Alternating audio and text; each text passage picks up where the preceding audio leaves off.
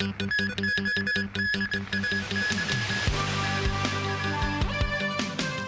government pandemic advisor thinks the dropping of the mask mandate should wait until March or April. In Australia, rallies in support of Indigenous people as the country marks National Day. And the US and Germany to send advanced battle tanks to Ukraine.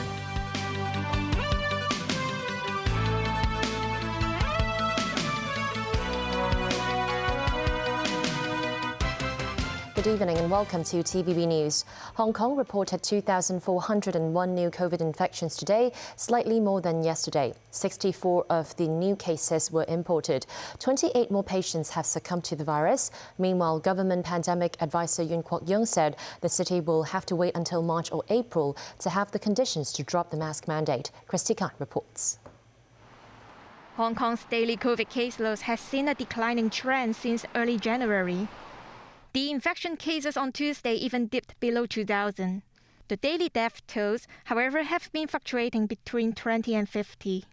Following the scrapping of the mandatory isolation order on January 30th, the mask mandate is the city's last social distancing measure that remains in place. Speaking on a radio program today, government pandemic advisor Yuen Kwok-yung said Hong Kong people will have to wear face masks at least until March or April.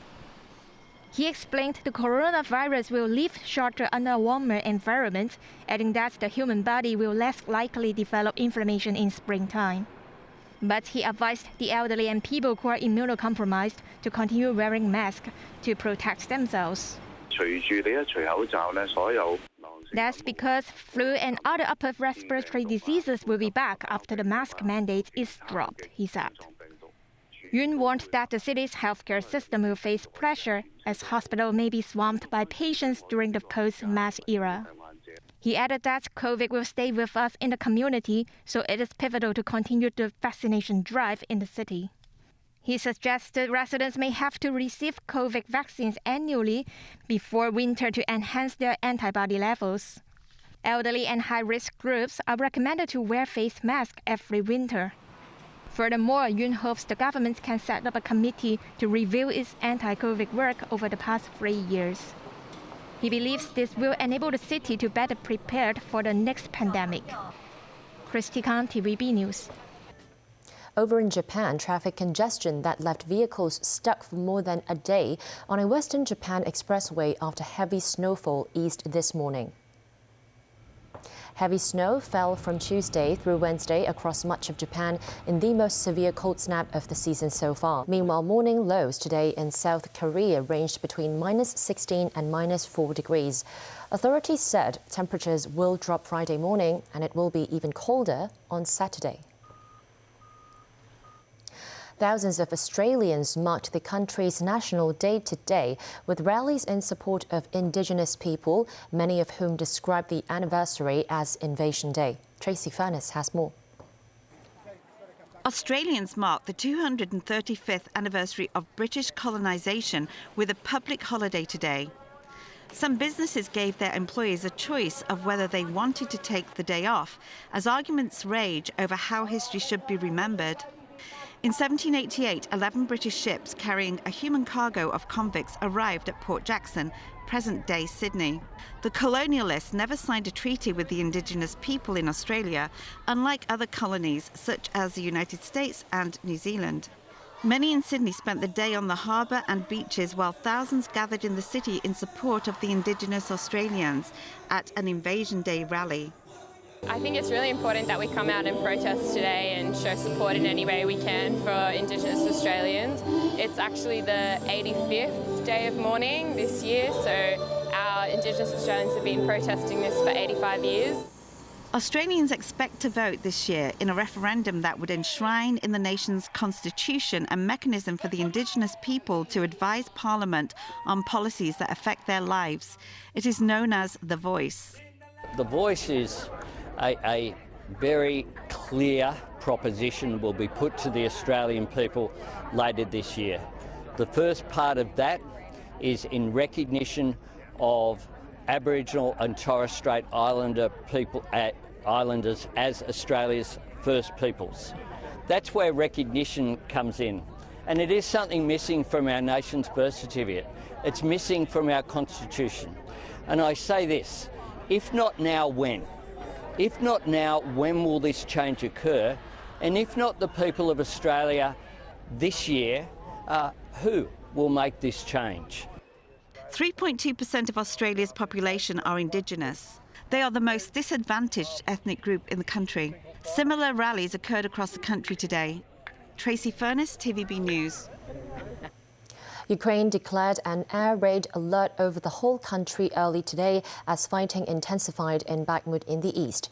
The attacks come after the United States and Germany announced plans to arm Ukraine with dozens of modern battle tanks, which Russia denounced as an extremely dangerous step. Daniel Rell tells us more. Overnight, the Ukrainian military said its anti-aircraft defences had shot down all 24 drones sent by Russia, 15 of them around the capital, Kyiv. There were no reports of damage, but officials told the public to take shelter.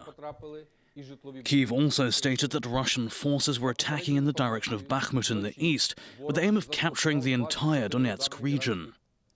Meanwhile, Ukrainian President Volodymyr Zelensky praised the US and German commitments on Wednesday to send tanks to Ukraine and urged allies to provide large quantities of the military vehicles quickly. US President Joe Biden announced his decision to supply 31 M1 Abrams tanks hours after Berlin said it would provide Leopard 2 tanks, the workhorse of NATO armies across Europe. Germany will send an initial company of 14 tanks from its stocks and approve shipments by allied European states. The United States has been wary of deploying the difficult-to-maintain Abrams, but had to change tack to persuade Germany to send its more easily operated Leopards to Ukraine. Secretary Austin has recommended this step because it will enhance the Ukraine's capacity to defend its territory and achieve its strategic objectives. The Abrams tanks are the most capable tanks in the world. They're also extremely complex to operate and maintain. So we're also giving Ukraine the parts and equipment necessary to effectively sustain these tanks on the battlefield. Biden said the tanks pose no offensive threat to Russia and that they were needed to help the Ukrainians improve their ability to maneuver in open terrain. Senior US officials said it would take months for the Abrams to be delivered and described the decision to supply them as providing for Ukraine's long-term defense. German Defense Minister Boris Pistorius said Germany's tanks would probably be ready in 3 or 4 months. Sergei Nechayev, Russia's ambassador to Germany, criticized the US and German move, saying this extremely dangerous decision takes the conflict to a new level of confrontation. Pledges to Ukraine from other countries that field Leopards have multiplied, with announcements from Poland, Finland and Norway. Spain and the Netherlands said they were considering it. Britain has offered 14 of its comparable Challenger 2 tanks, and France is considering sending its Leclerc. Daniel Rell, TVB News. The United Nations Cultural Agency has decided to add the historic center of Ukraine's Black Sea port city of Odessa to its list of endangered World Heritage sites. The decision was made at a session of the World Heritage Committee in Paris. During the meeting, Russia's Deputy Permanent Delegate to UNESCO, Tatiana Dovgalenko, briefly sang a song about Odessa. Ukrainian President Volodymyr Zelensky had previously called on UNESCO to grant Odessa World Heritage status. The UN body agreed on Wednesday. The city has been subjected to Russian artillery attacks and airstrikes since the beginning of Moscow's invasion of Ukraine last year. Under the 1972 UNESCO Convention, ratified by both Ukraine and Russia, signatories undertake to assist in the protection of the listed sites. They are also obliged to refrain from taking any deliberate measures which might damage World Heritage sites. A farm worker accused of killing 7 people in back-to-back shootings at 2 Northern California mushroom farms was charged with premeditated murder Wednesday. It was California's 3rd mass shooting in 8 days and the largest in San Mateo County history. It followed the killing of 11 people in the Los Angeles area amid Lunar New Year celebrations Saturday. This report from NBC News.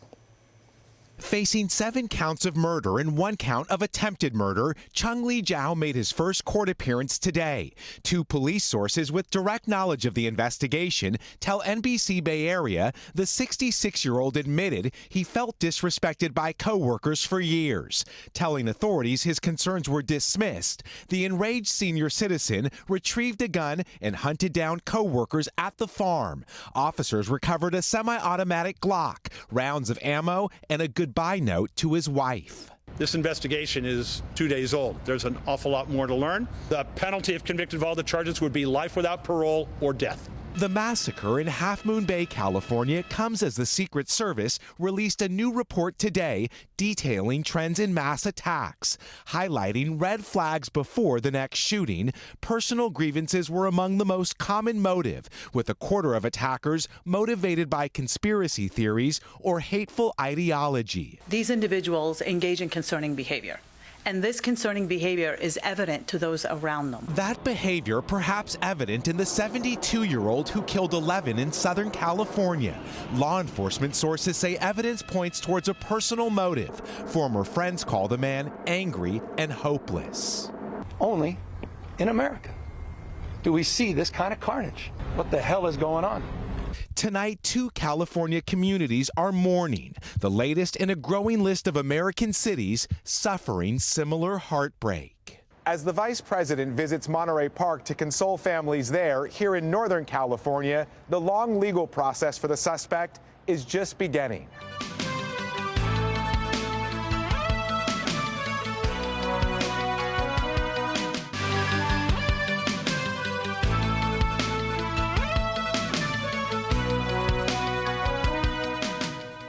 Welcome back to TVB News. In New Delhi, students were detained by police Wednesday as they gathered to watch a BBC documentary about Indian Prime Minister Narendra Modi. The Indian government has dismissed the documentary as propaganda and has blocked its streaming and sharing on social media. Tensions escalated after student groups said they would show the banned documentary that examines Modi's role in the 2022 anti-Muslim riots. Modi was chief minister of the state of Gujarat back then when a suspected Muslim mob set fire to a train carrying Hindu pilgrims. The incident set off one of independent India's worst outbreaks of religious bloodshed. Modi has denied accusations that he did not do enough to stop the riots. Just days after India blocked the BBC program and banned people from watching it, authorities were scrambling to hold screenings at colleges and universities. 2 people have been killed in a knife attack on a train traveling between Kiel and Hamburg in northern Germany. The perpetrator, a stateless Palestinian, also injured 7 other passengers on the train before being tackled by others and arrested by police. 3 of those injured are in a serious condition. The Palestinian was also injured and taken to hospital. German federal police said the 33-year-old attacked the passengers shortly before the train arrived at Brockstedt station. No details were available about the identity of the victims. A state official said federal and state police were working on the investigation. A machete-wielding man killed a sexton and injured a priest at 2 Catholic churches in Spain in what authorities are calling a possible act of terrorism. The man attacked clergymen at 2 different churches around 300 meters apart in the southern port city of Algeciras. Local media, including the El País newspaper, identified the killer as a 25-year-old Moroccan. An unknown number of other people were injured in the attack, although El Mundo, another newspaper, said it was 4. The suspect was arrested and is in the custody of Spanish National Police. The government is planning to build 30,000 light public housing units within 5 years. Sources say the authorities have identified urban sites including Kai Tak, Kwun Tong and Chai Wan for these projects. A housing society member hopes more light public homes can be built in the urban area.